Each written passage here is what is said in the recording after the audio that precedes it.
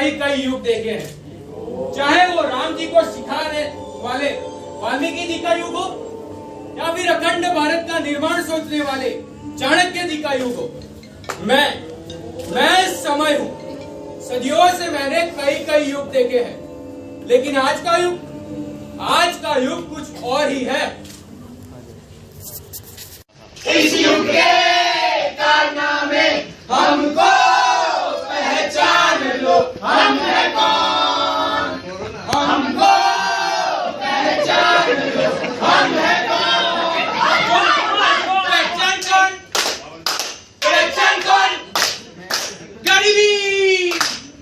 गरीबी नहीं है, पहचान कौन, पहचान कौन,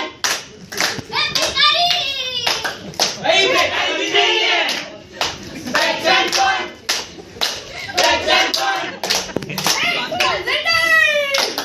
एक ट्रांसजेंडर भी नहीं है, पहचान कौन, पहचान कौन, एक काफिज़म भी नहीं है, पहचान कौन, पहचान कौन, एक कोरोना, अरे कोरोना भी नहीं है, पहचान कौन, पहचान कौन। तो बताओ हम किसकी बात कर रहे हैं? एक ऐसा इंसान जो बच्चों को A for एप्पल से लेकर A for ऑडिटिंग सिखाता है, B for बॉल से लेकर B for बैलेंस शीट सिखाता है। एक ऐसा इंसान जिसका हाथ पकड़कर जो कोई उसका हाथ पकड़ ले तो उसे अपनी मंजिल तक पहुंचाता है। एक ऐसा इंसान जो बच्चों की परवाह करे अपनी रातों की नींद पर चैन भूल जाता है। एक ऐसा इंसान जो बच्चों के भविष्य बनाता है। एक ऐसा इंसान जो जरूरत पड़ने पर बच्चे का पिता और जरूरत पड़ने पर बच्चे की माँ भी बन जाता है। एक ऐसा इंसान जिसने समाज को समाज से ही सवाल करना सिखाया। एक ऐसा इंसान जो सबके बारे में सोचता है पर आज उसके बारे में सोचने वाला कोई नहीं। तो पहचाना कौन है हम?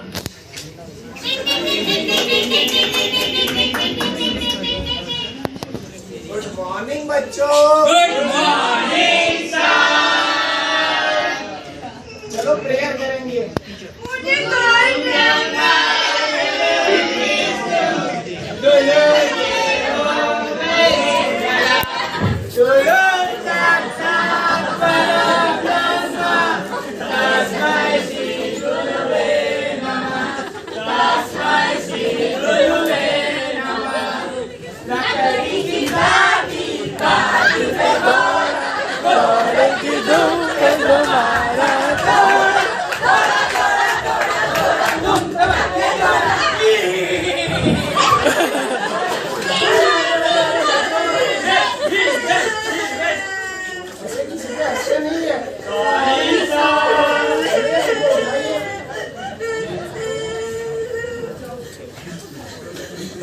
अरे बेटा क्या हुआ आपको?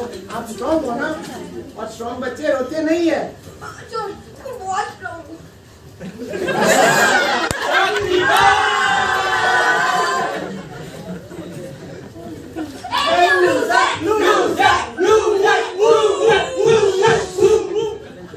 बेटा क्या हुआ?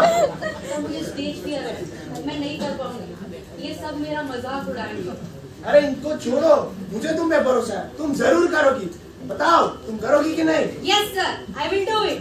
मंजिलें उन्हीं को मिलती है जिनके सपनों में जान होती है। मंजिलें उन्हीं को मिलती है जिनके सपनों में जान होती है। सिर्फ पंखों से कुछ नहीं होता, हौसलों से उड़ान होती है। हौसलों से उड़ान होती है।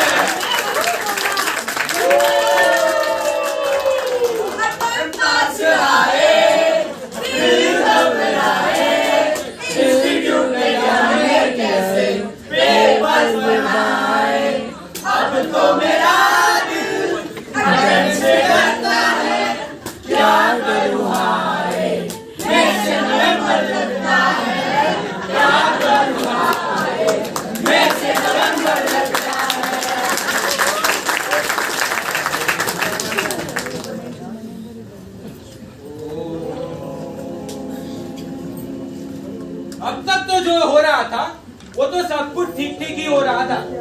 लेकिन अचानक से पृथ्वीलोक पर एक ऐसा मोड़ आया जिन्होंने शिक्षक की दिशा ही बदल दी। तो आइए देखते हैं आगे क्या होता है।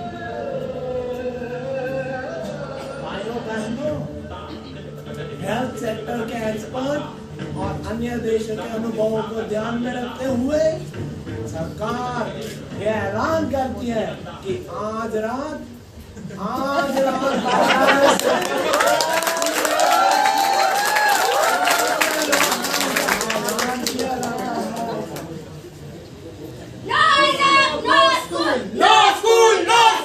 तो फिर बच्चों के भविष्य का क्या? No school, no fees, no fees, no fees. अरे तो फिर बच्चों के भविष्य का क्या? No fees, no education, no education, no education. तो फिर बच्चों के एजुकेशन का क्या? No education, no salary, no salary, no salary. तो मेरी सैलरी का क्या? मेरे बच्चों का क्या? आज से मैं तुम्हें प्रवेशोत्सव का कार्य सौंपता हूँ। तुम्हें गुणोत्सव की तैयारी करनी है। सरकार ने इलेक्शन ड्यूटी के लिए तुम्हें चुना है। लॉकडाउन में भी तुम्हें पेपर चेकिंग के लिए जाना होगा। तुम्हें कोविड की ड्यूटी करनी ही पड़ेगी। आपको वैक्सीनेशन का काम भी करना पड़ेगा। आज से मैं तुम्हें कोर्ट का कार्य भी सौंपता हूँ। तुम्हें पॉपुलेशन काउंटिंग के लिए जाना होगा। पोलियो के टीके के लिए भी तुम्हें चुना है। सर्वे के लिए भी तुम्हें जाना है। एक काम मुझे 30 मिनट में चाहिए।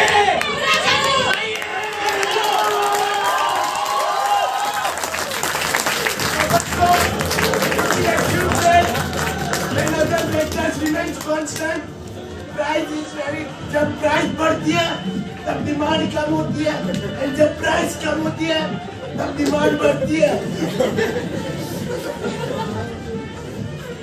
चाहे ये लोग मेरे बारे में सोचे या ना सोचे, पर मुझे हमारी सरकार के ऊपर पूरा भरोसा है। वो हमारे बारे में जरूर सोचेगी और हमारे लिए भी रिलीफ पैकेज जरूर आएगा। रिलीफ पैकेज अरे आप पब्लिक, सरकार कितना पैकेज जाहिर किया हमारे वास्ते? 20 लाख करोड़। कितने? 20 लाख करोड़। तो चलो टीवी देखते हैं। हमारे सूत्रों के अनुसार मोदी गवर्नमेंट ने कोविड रिलीफ पैकेज जाहिर किया है, जो कि पूरे 20 लाख करोड़ का है। उसमें से एग्रीकल्चर और अलाइड सेक्टर के लिए पूरे 3 लाख करोड़ अलॉट किए गए हैं। 3 लाख करोड़, 3 लाख करोड़। बैंकिंग और एनबीएफसी सेक्टर के लिए पूरे 1.5 लाख करोड़। अरे 1.5 लाख करोड़, 1.5 लाख करोड़। एमएसएमई सेक्टर के लिए पूरे 50,000 करोड़। 50,000 करोड़, 50,000 करोड़। सभी क्षेत्रों के लिए टीडीएस रिलीफ पूरे 50,000 करोड़। 50,000 करोड़, 50,000 करोड़।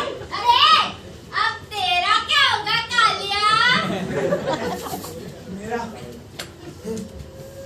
कुछ नहीं हो सकता। मैं एक शिक्षक हूँ ना, चाहे मैं आपके बच्चों को मोटिवेशन ही क्यों दूं, पर मेरा कुछ नहीं हो सकता।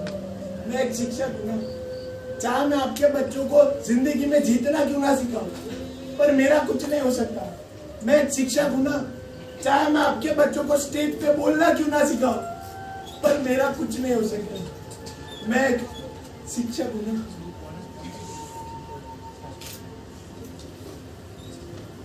एक शिक्षक जिसका अगर कोई हाथ पकड़ ले तो उसे वो अपनी मंजिल तक पहुंचाता है, पर आज उसे उसके खुद के रास्तों का पता नहीं। एक शिक्षक जो बच्चों का भविष्य बनाता है, मगर आज उसके खुद के भविष्य का पता नहीं। एक शिक्षक जो रात रात कर जाग कर विद्यार्थियों की चिंता करता है, लेकिन आज उसकी चिंता करने वाला कोई नहीं। एक शिक्षक जिसने गलत के सामने हमेशा आवाज ऊंची करना सिखाया, मगर आज उसकी आवाज सुनने वाला कोई नहीं। एक शिक्षक जिसने सभी को अपनी अर्थव्यवस्था, अपनी जीवन व्यवस्था संभालना सिखाया, लेकिन आज वो खुद 2 वक्त की रोटी का मोहताज है।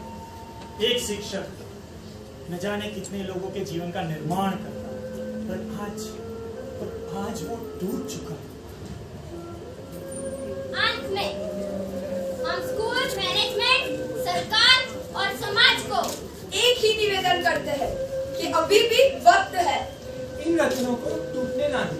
इन मोतियों को बिखरने ना दो, क्योंकि ये पुण्य करना जानते हैं तो प्रपंच करना भी जानते हैं। क्योंकि ये शिक्षित करना जानते हैं तो शिक्षा देना भी जानते हैं। क्योंकि शिक्षक कभी साधारण नहीं होता, प्रलय और निर्माण उसकी गोद में करते हैं।